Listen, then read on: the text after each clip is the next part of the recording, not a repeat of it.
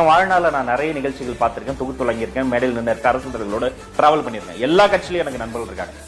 ஆனா 12 மணி நேரம் ஒத்தையாளா நின்று மாணவர்களை கூப்பிட்டு அவங்களோட போட்டோ எடுத்து அவன் சொன்னதெல்லாம் கையை கொடுத்து ஒரு குழந்தை கட்டி பிடிக்குது, ஒரு குழந்தை முட்டை கொடுத்து எல்லாத்தையும் எந்த ஒரு சின்ன ஒரு ஹேட்டர் கூட இல்லாம தயக்கம் கூட இல்லாம அங்கேயே நின்று சாப்பிட போன ஒரு 10 நிமிஷம் கெட்டு போன அந்த பொறுமை, மற்றவர்களை மதிக்கக்கூடிய அந்த ஒரு மனப்பாங்கு எனக்கு தெரிந்த தற்கால தலைவர்களில் தாவேகா தலைவர் விஜய் அவர்களுக்கு மட்டும்தான் இருக்கிறது. அது அவருடைய பொக்கிஷம். வந்து இவங்க என்னெல்லாம் சொல்றாங்க, நீ ரோட்ல இறங்கல, காரவன்ல வர மக்களை தொடல, அதான் தொட்டுட்டாரு.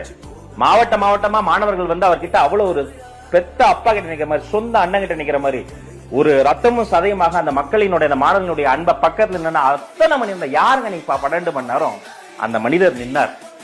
அதே போல எல்லா களத்திலும் வந்து நிப்பார். வந்து ஒரு கரிஸ்மேட்டிக் லீடர்னா புரட்சி தலைவர் எம்ஜிஆர் சொல்லுவாங்க. கிட்டத்தட்ட அதை நோக்கி அவர் போறார். இது என்னுடைய கணிப்பு. இனி வரும் காலங்கள்ல மக்களை இறங்கி தொட்டு பேசி அவர்களோடு நிற்கத்தான் போகிறார்.